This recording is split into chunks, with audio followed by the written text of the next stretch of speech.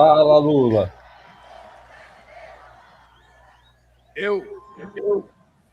Eu sempre digo que eu nunca vou morrer de infarto causado pela emoção, porque eu sou corintiano. E como eu já sofri muito com o meu Corinthians, eu quero dizer que a emoção de hoje é uma emoção ímpar.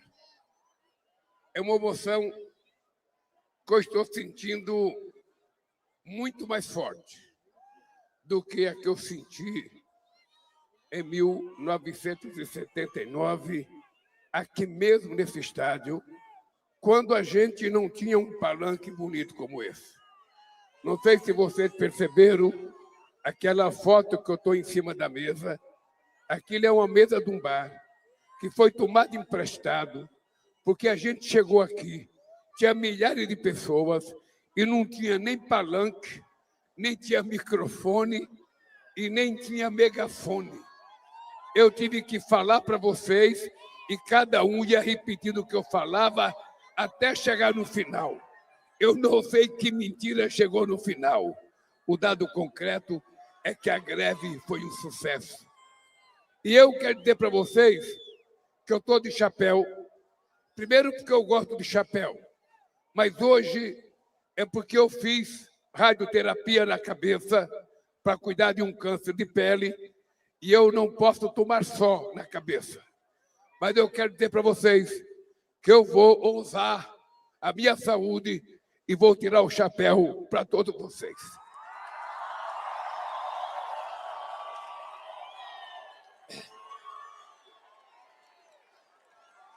Aqui, hoje, estão as pessoas que eu gosto. E certamente estão aqui as pessoas que gostam de mim. Mas toda vez que você participa de um evento importante, você sempre tem que lembrar das pessoas que te ajudaram a construir essa caminhada e que não estão mais aqui. Eu poderia lembrar 3 intelectuais, em nome de todos os intelectuais que ajudaram a criar esse partido. Eu poderia lembrar o nosso querido companheiro Florestan Fernandes. Eu poderia lembrar do nosso companheiro Sérgio Buarque, pai do Chico Buarque de Holanda, que ajudou a gente. Queria lembrar do nosso querido companheiro Antônio Cândido, um dos grandes intelectuais que esse país produziu. E queria lembrar do meu companheiro Marco Aurélio Garcia, que andou comigo praticamente todo esse período, até morrer. Quando a Dilma era presidenta, ele teve um infarto.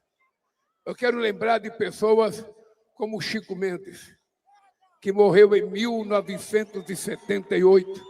Eu estava de férias e peguei um avião para ir no enterro do Chico Mendes. Eu quero lembrar da Margarida Alves, uma mulher que foi assassinada em 1983 porque defendia os direitos dos trabalhadores rurais em Lagoa Grande, na Paraíba.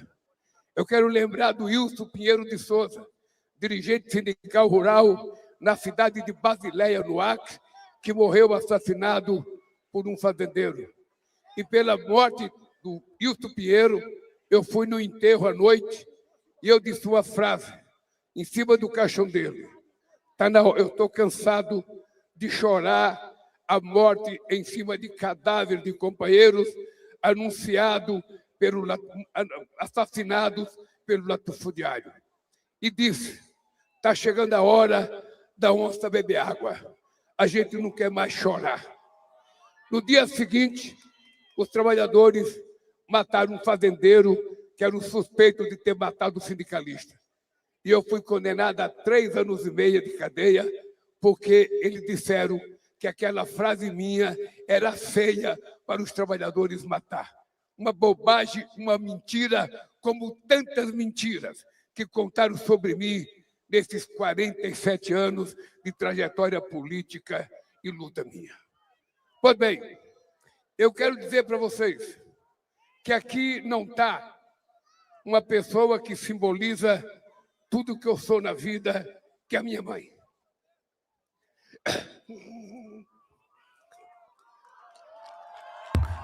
Como antecipado, o Lula falando de pessoas, né? Pessoas mais importantes que números. Em 1980, eu estava preso por conta da greve de 41 dias e aqueles companheiros que vieram me abraçar do sindicato, todos estavam comigo. Eu estava preso. A minha mãe não sabia que eu estava preso porque a gente não queria contar para ela. O doutor Tuma era o delegado-geral da Polícia Federal. Toda semana ele me liberava, depois das 10h30 da noite, eu vinha na Paulicéia, em São Bernardo, visitar minha mãe e voltava para a cadeia. E quando ela morreu, ele permitiu que eu viesse no enterro da minha mãe. Você veja a diferença. No tempo da ditadura militar, um delegado de polícia permitiu que eu saísse da cadeia para vir no enterro da minha mãe. Agora, isso é crítica à Lava Jato. Democrata, um juiz, um ministro que eu indiquei, não permitiu que eu saísse da cadeia para vir no enterro do meu irmão Vavá. Numa demonstração de que os homens não são medidos por épocas. Os homens são medidos pelo caráter, pela dignidade, pela criação que ele teve de berço. E eu devo, então, a minha vinda aqui, hoje, em agradecimento à dona Lindu, que é responsável por tudo que eu sou na vida. Uma mulher que nasceu e morreu analfabeta. Uma mulher que veio de Pernambuco para encontrar com o marido em Santos. Quando chegou em Santos, o marido estava casado com outra. Ela não teve dúvida, largou dele e foi cuidar de 8 filhos pequenos. O mais velho está aqui, o meu irmão Frechico, que me levou ao sindicato, ele está na galeria lá em cima, porque ele é chique, ele está logo lá no lugar confortável. Eu estou aqui tomando sol, Frechico. Isso é para você saber, meu cara, como eu trato você confortavelmente, porque você está num camarote aqui no estado da Vila Euclide e o Lulinha está tomando sol aqui, Frechico. Na próxima, você vai vir para cá tomar sol também comigo. Então, eu devo a minha vida a isso. E é por isso que eu queria dizer uma coisa. Mulheres desse país, não baixem a cabeça nunca, porque nós, homens, precisamos aprender a respeitar vocês como companheiras, não como serviçais, não como escravas, não como cidadãs de segunda categoria. Levante a cabeça, porque Deus fez a gente igual. Não é possível que a gente não termine com essa violência. Então, eu queria dizer para vocês mais uma coisa. Eu passei a noite inteira conversando com muita gente, preparando coisa para falar, porque é muita coisa para falar. São 47 anos de história, que se eu for contar aqui, nós só vamos terminar quando terminar as eleições. Então, eu não posso contar tudo. Mas eu queria dizer uma coisa que é a mais absoluta verdade que eu tenho no coração. Eu sou muito agradecido, porque Deus sempre foi muito generoso comigo. Deus fez vocês, e vocês fizeram Lula ser o que ele é. Portanto, obrigado a vocês, trabalhadores e trabalhadoras desse país, que um dia tiveram consciência de apostar que um igual a vocês é capaz de fazer mais por vocês do que um diferente de vocês. Vocês apostaram de que a inteligência não é pela quantidade de diploma que você tem. A quantidade de diploma mostra o conhecimento que você tem. Mas inteligência é como saber utilizar esse conhecimento em benefício de quem e para quem você utiliza esse conhecimento.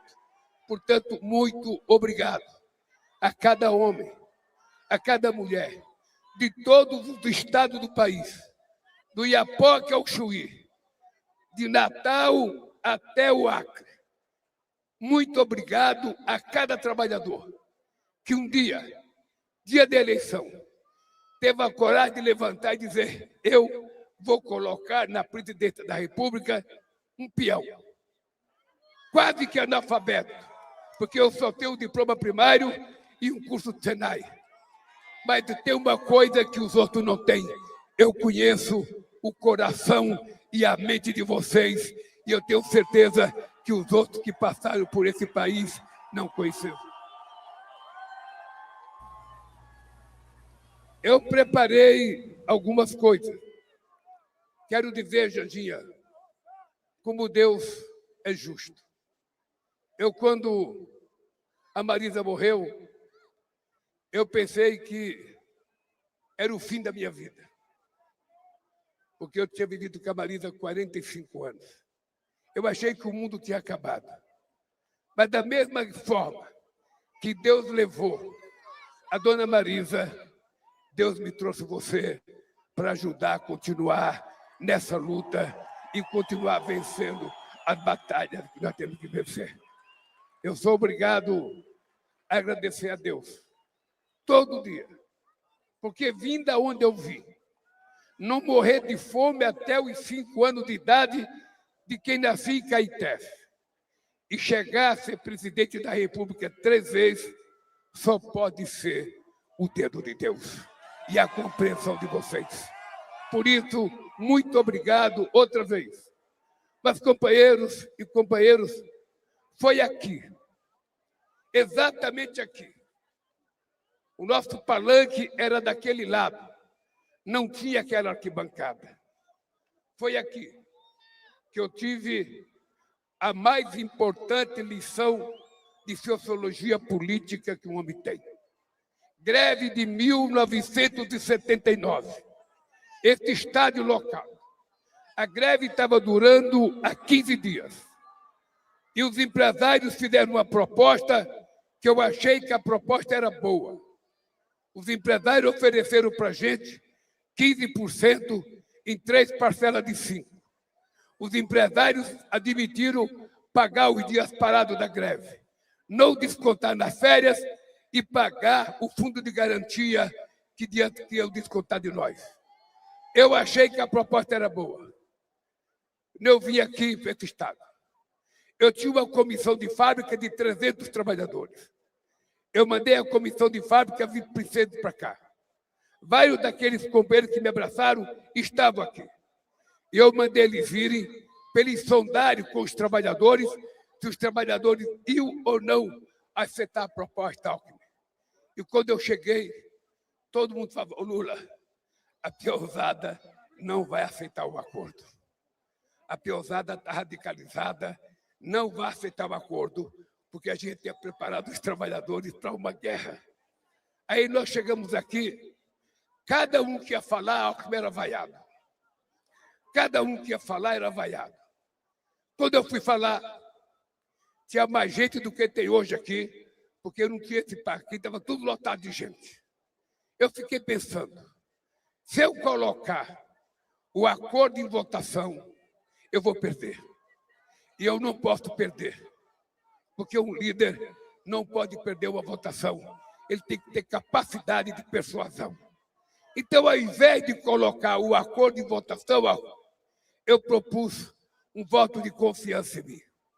Eu disse para os trabalhadores: quem confiar em mim, eu queria que você levantasse a mão. A gente vai voltar a trabalhar e eu vou continuar negociando. Todo mundo levantou a mão, Alckmin. Todo mundo. Repito esse gesto para o Stuka tirar uma fotografia bonita. Levante a mão. Levante a mão. Pois bem, a coisa mais engraçada que eu aprendi na vida, o que é a relação de confiança? Os trabalhadores, por unanimidade, aprovaram a minha proposta de voltar a trabalhar e eu continuar negociando. Mas todos os trabalhadores saíram daqui, puto da vida comigo, achando que eu tinha traído eles. Todos, sem distinção. Todos. Nós passamos 1 ano para recuperar a confiança dos trabalhadores. 1 ano inteiro. Eu ia na porta da fábrica fazer discurso, os trabalhadores não paravam para ouvir a gente. Eu comecei a fazer piquete na porta de fábrica para eles pararem para ouvir a gente outra vez. Em fevereiro do ano seguinte, a gente reconquistou a confiança dos trabalhadores e fizemos a famosa greve de 41 dias. Os trabalhadores diziam assim para mim: Nós aguentamos 4 meses, nós aguentamos 3 meses, nós aguentamos 1 ano de greve. Eu falava, vocês não aguentam, vocês não aguentam. Porque se a gente for verdadeiro, a gente sabe o que acontece dentro de uma casa. Vai chegando no fim do mês, tem que pagar a conta de luz, tem que pagar o leite, tem que pagar o pão, tem que pagar o aluguel. E a mulher começa a cobrar do marido, cadê o leite? Cadê o pão? Cadê o aluguel? E você começa a voltar a trabalhar. Eu sabia que era assim. Mas como o pessoal dizia que aguentava até a morte, eu falei, então vocês vão aguentar. Eu falei, eu não paro essa greve. Dia 17 de abril me prenderam. Eu fiquei 31 dias na cadeia. E a greve começou a acabar porque os empresários começaram a mandar carta para os trabalhadores, dizendo que ia mandar embora por justa causa, por abandono de emprego. Aí os trabalhadores começaram a votar. O que aconteceu? Veja a lição. Aconteceu um milagre. O pessoal perdeu tudo, porque na greve de 80 a gente não ganhou nada, nada. Teve mais de 15 mil demissões na categoria e eu virei herói. Eu virei herói. Eu que tinha pensado em ser herói em 79, Haddad, fui tratado como se eu fosse covarde. Em 80, que eu achei que ia ser massacrado, eu fiquei herói. Sabe por quê? Porque os trabalhadores descobriram que eu estava certo em 1979 e que ele estava errado.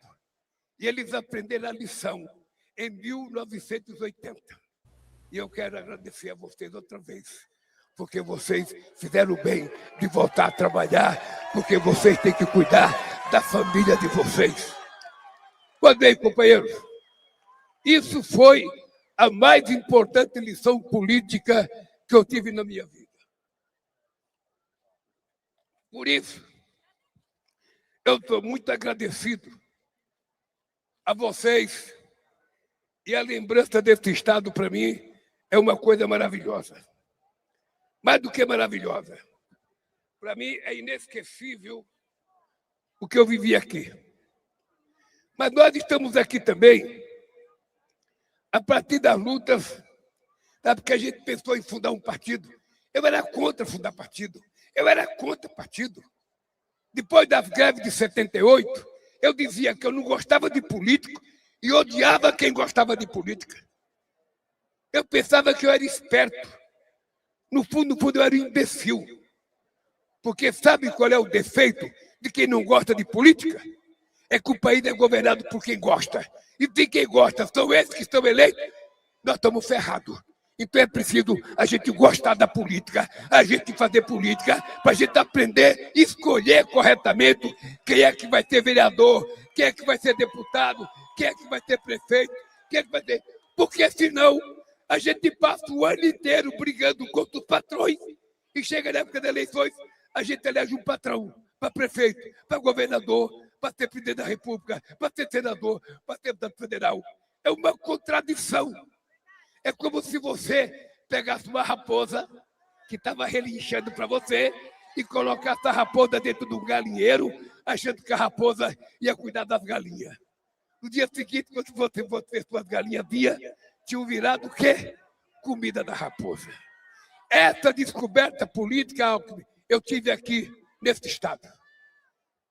Eu lembro que quando eu criei o partido, vi o pessoal, aquele pessoal da esquerda, estudantes, Zé Disseu, Genuíno, o Haddad acho que não veio, não. E falava assim para mim, ô Lula, o PT é tático ou estratégico? O PT é tático. Eu nem sabia o que era tático e o que era estratégico. Eu só sabia que eu queria um partido. Só sabia isso, eu quero um partido dos trabalhadores, para a gente eleger deputado, eleger vereador, eleger prefeito, para a gente começar a fazer as coisas que a gente ganha. E aí, eu quero dizer para vocês, o esforço que eu faço, todo santo dia, para não falhar com vocês. Eu posso mentir para qualquer pessoa no mundo. Eu posso mentir para qualquer presidente do mundo. Mas eu não tenho o direito, porque eu aprendi com a dona Lindu a mentir para aqueles que confiam em mim, para aqueles que gostam de mim. Então vocês podem ter certeza da minha lealdade com vocês.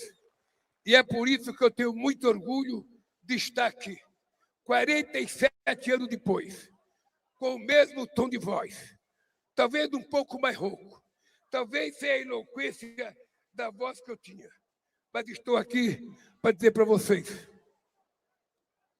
eu sou o primeiro presidente da República eleito 3 vezes. Não tem na história desse país. E tem muita gente que fala, por que o Lula quer um novo mandato? Eu quero dizer para vocês o seguinte, eu, enquanto for vivo, não vou permitir parar de lutar e deixar com que a direita, uma direita que ficava dando risada das crianças que estavam morrendo por falta de remédio, de uma direita que é responsável pela morte de 400 mil pessoas da Covid por irresponsabilidade com a vacina. Que futuro essas pessoas pensam para o povo brasileiro se você ri de um velhinho que está morrendo asfixiado por falta de ar? Que futuro você quer para o povo brasileiro se você não investir em educação? Que futuro que você quer para o povo brasileiro se você não investir na saúde? Que futuro que você quer para o povo brasileiro se você não investir em casa? Que futuro que você quer se você não investir no emprego? Enquanto eles criaram no mandato dele 2 milhões de empregos, nós criamos 10 milhões e 100 mil empregos formais nesses últimos 3 anos e meio. Isso é pensar no futuro. Quando eu resolvi fazer o programa Luz para Todos, eu estava pensando no futuro do povo brasileiro, porque quem vive à luz de vela ou de candeeiro, como eu vivi, sabe que o futuro é levar a energia da cara da pessoa.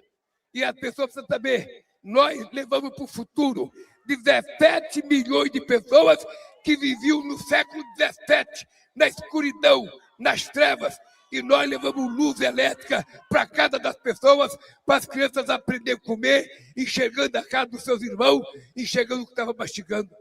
Quando eu resolvi fazer a transposição do São Francisco, eu estava pensando no futuro de um povo que durante 350 anos morria de sede, vinha embora para o sul, porque via sua galinha morrer, sua cabra morrer, sua vaquinha morrer, e muita gente era obrigada a vir para cá, como eu vi no pau de arara, para não morrer de fome e de sede.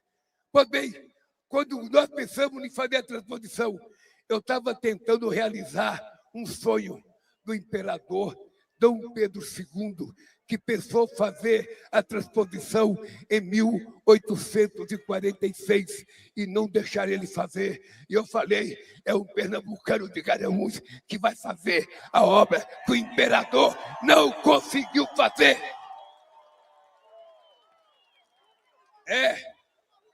É um filho do Nordeste que sabe o que é pegar água no açude, que sabe o que é pegar água misturada com fezes de animal, com caramujo, com cocô de cabrita, de vaca, com urina de animal, para levar para casa para beber. É esse nordestino que sabe qual é o valor de levar água para 12 milhões e meio de pessoas. E se Deus quiser, Haddad, agora este ano, eu vou inaugurar, na verdade, sabe, a última gota d'água que nós vamos levar para a cidade de Fortaleza, para nunca mais o Nordeste chorar atrás de um pingo d'água. Isso é pensar no futuro. Eu fico pensando, essa gente pensa no futuro. Eu vou contar para vocês. O Brasil tem 300 e poucas faculdades espalhadas pelo Brasil inteiro. Em 500 anos, Alckmin, eles fizeram 136 ou 170. Eu e a Dilma, em apenas 16 anos, fizemos 200. Em 16 anos, nós fizemos mais do que eles fizeram em 500 anos de universidade desse país. Isso é pensar no futuro. Isso é pensar no futuro. Porque o futuro significa investir em educação.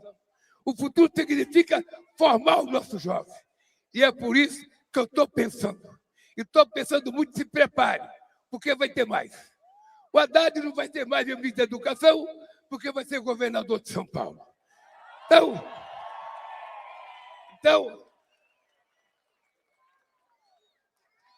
nós vamos ser o ministro da Educação, está aqui. Fique tranquilo que eu não vou tirar você, não. Você é um bom ministro. Só estou falando bem do Haddad, porque o Haddad foi o melhor ministro da Educação que esse país já teve. Então, companheiros, eu, num quarto mandato, eu quero acabar com alguns dilemas desse país. Um deles é a formação do nosso povo. Eu quero meninas e meninos desse país, bem formados, bem estruturados, não apenas para trabalhar no mercado de trabalho. Eu vou dar um número, Haddad, que você sabe. Quando nós assumimos a presidência em 2003, anota esse número, o que é pensar em futuro. Quando eu assumi a presidência em 2003, tinha apenas 5 milhões de brasileiros no mercado de trabalho com diploma universitário. Hoje, tem 25 milhões com diploma universitário. Isso é pensar no futuro. Eu vou dizer o que é pensar no futuro. O primeiro Instituto Federal foi feito no Brasil, na cidade de Campo de Cataguases, pelo presidente Nilo Peçanha, no Rio de Janeiro. Em 100 anos, eles fizeram 140. Eu e a Dilma fizemos 606 e apenas 16 anos.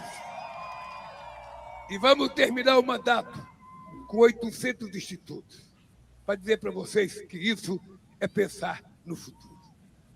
Eu fui aqui na Universidade Federal de São Bernardo e fui lá ver meninas e meninos, filhos de metalúrgico, estudando engenharia espacial. E eu perguntei quanto custa uma menina por ano aqui nessa universidade. O reitor falou 20 mil reais. Sabe quanto custa um preso na cadeia aqui em São Paulo? 35 mil reais. E um menino na universidade custa 20. Qual é a lição que eu posso dar para esses que não pensaram no futuro? Seus ignorantes, é que investir em educação é muito mais barato do que investir na cadeia para prender essas pessoas. Então, nós temos que evitá-lo de virar bandido, dando oportunidade quando são crianças e adolescentes, para que a gente possa criar um outro país, um país mais civilizado. Eu, quando era presidente, tinha o Márcio Tomás Bato como ministro da Justiça. Nós queimamos e pegamos quase 500 mil armas do povo. O povo devolveu mais de 500 mil armas. Sabe o que eles fizeram? Eles distribuíram, venderam mais de 1 milhão de armas e venderam, Alckmin, 1 bilhão de balas. Essa gente fala em segurança. Quem é que ficou com esse 1 bilhão de balas, Alckmin? Foi o dono de casa ou é o crime organizado que, travestido de boa vontade, foi comprar revólver, pistola, fuzil para continuar matando gente e fortalecendo o crime organizado? Enquanto eles pegaram, em mandato deles, 1 bilhão de reais do crime organizado, nós pegamos, Haddad, 35 bilhões de reais do crime organizado, porque é pegando o dinheiro deles que a gente vai acabar com a indústria do crime sofisticada. É fácil matar o bandido numa favela. Agora, o cara que manda está no apartamento de cobertura. O cara que manda está morando no condomínio. E nós precisamos acabar com esse para poder acabar com o desmacho. E nós vamos trabalhar duro. Nós vamos trabalhar duro. Se for aprovada a PEC da Segurança Pública, que o Alcolumbre mandou para a comissão ontem, se for aprovada a PEC da Segurança Pública, eu vou criar o Ministério da Segurança Pública para dividir responsabilidade com estados e municípios, para a gente libertar o povo das vilas mais pobres, em que tem quadrilha que manda na vila, tem quadrilha que aporrinha a vida do povo. E nós vamos libertar o povo, prendendo todo mundo que acha que é dono de uma favela ou de um bairro pobre. Por isso eu quero criar o Ministério de Segurança Pública, mas primeiro eu tenho que mudar a Constituição. Mas não é só isso, gente. Pensar no futuro desse país é a gente pensar em escola de tempo integral. para a gente facilitar não apenas a vida do estudante, mas a vida da mãe e a vida do pai, que pode trabalhar sabendo que o seu filho está estudando, que ele está aprendendo arte, que ele está aprendendo dança, que ele está aprendendo música, que ele está aprendendo coisas importantes, sobretudo na questão ambiental e, sobretudo, na questão do tratamento respeitoso à mulher, porque ele tem que começar a aprender desde criança que o homem não é melhor do que a mulher. Ele tem que aprender que nós somos iguais. Pois bem, mas pensar em futuro é pensar como é que a gente vai explorar a riqueza que hoje é chamada de terras raras e minerais críticos, que é o que está fazendo a disputa entre China e Estados Unidos. A gente não tem opção pela China, nem opção pelos Estados Unidos. O que nós queremos é colocar nossas meninas e os nossos meninos para estudarem como é que a gente vai explorar esse minério, como é que a gente vai transformá-lo, como é que a gente vai produzir os celulares, os chips, as baterias elétricas, tudo que for produzido pelos minerais críticos e terras raras. A gente não quer exportar o mineral bruto para depois comprar coisas prontas dele. Nós queremos extrair aqui, transformar aqui, industrializar aqui, produzir aqui, gerar emprego aqui e gerar riqueza. Porque compara isso com o Flávio Bolsonaro falando nos Estados Unidos. Nem com a Rússia, nem com a China, nem com a França, nem com a Inglaterra. Ninguém vai explorar os nossos minerais. Nós é que vamos explorar em benefício do povo brasileiro. Esse país está devendo a si mesmo se transformar numa grande nação. E nós vamos fazer esse país uma grande nação. Por isso, eu coloquei o Alckmin como ministro da Indústria e Comércio, para criar a nova Indústria Brasil, que teve investimento de quase 800 bilhões de reais para a gente industrializar. E fazia anos que a indústria brasileira não crescia. E nós crescemos 3,4%. Portanto, companheiros, se eu for continuar falando, tudo que eu escrevi aqui não vai terminar. E eu vou terminar a minha fala, porque eu estou com dó de vocês no sol, desde a hora que vocês chegarem aqui. Eu quero terminar.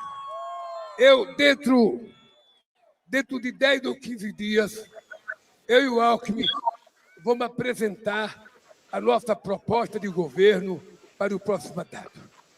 Nós vamos fazer um negócio bem qualificado e vamos preparar para anunciar. E eu quero que vocês prestem atenção. O que é que nós vamos apresentar para esse país? Porque eu também quero que vocês, cada militante nosso, tem que andar com a comparação entre o que nós fizemos e o que os outros fizeram. Vocês têm que estar preparados para vocês saberem algumas coisas. Eu vou dizer algumas coisas para vocês saberem. Eu vou dizer algumas coisas para vocês, só para vocês saberem, mas o partido tem a obrigação de passar para vocês. Vocês sabem quantos estudantes que estavam desistindo da escola do ensino médio, nós demos uma bolsa para eles não saírem da escola? 7 milhões e 200 meninos do ensino médio estão estudando porque nós não permitimos que eles saiam da escola. Vocês sabem que nós fizemos o imposto de renda, sabe, não ser descontado para quem ganha até 5 mil reais. Você sabe que nós criamos 174 mil indústrias apoiadas com crédito. Você sabe que o novo PAC gastou 1 trilhão e 700 bilhões de reais. Apenas algumas coisas para vocês perceberem a diferença que vocês vão receber. A inflação deles foi 6,2%, a nossa 4,5%. A taxa de desemprego deles foi 8%, a nossa 5,4%. O aumento do emprego deles, o mandato inteiro, foi 6 milhões, o nosso foi 10 milhões. O crescimento econômico deles foi 1,4%, o nosso foi 3%. A situação fiscal, eles tiveram um prejuízo fiscal de 2,8% e nós chegamos a 0,5%. Então, eu quero que vocês tenham um número para comparar. Quem assentou mais terras indígenas, quem assentou mais trabalhador rural, quem gerou mais emprego, quem deu mais aumento de salário, para que a gente possa dizer para eles: criem vergonha na cara, parem de mentir, porque o povo brasileiro não vai aceitar que a mentira vença a verdade. Por isso, meus companheiros e companheiras, a Janja falou para mim, ô meu amor, quando você estiver falando, que você estiver percebendo que as pessoas estão levantando e está ficando um clarão no meio, o povo está avisando. Para de falar que eu quero almoçar. E eu sei que vocês estão com fome e eu ainda vou almoçar em Brasília. Gente, não se esqueçam de votar no Haddad para governador. Não se esqueça que nós temos 2 votos para o Senado. Nós temos 2 votos para o Senado.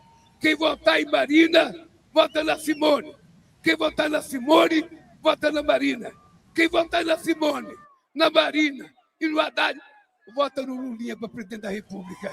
E quem votar no Haddad, no Lula, na Simone, na Marina, vota nos deputados federais e nas deputadas federais do nosso time. Porque a gente precisa ganhar as eleições, eleger maioria no Congresso Nacional para que a gente possa fazer tudo o que a gente tem que fazer nesse país. Companheiros e companheiras, um abraço no coração. Um abraço no coração. Um abraço, que Deus abençoe cada um de vocês e cada um de vocês. E até a vitória no dia 4 de outubro, se Deus quiser. Um abraço, gente.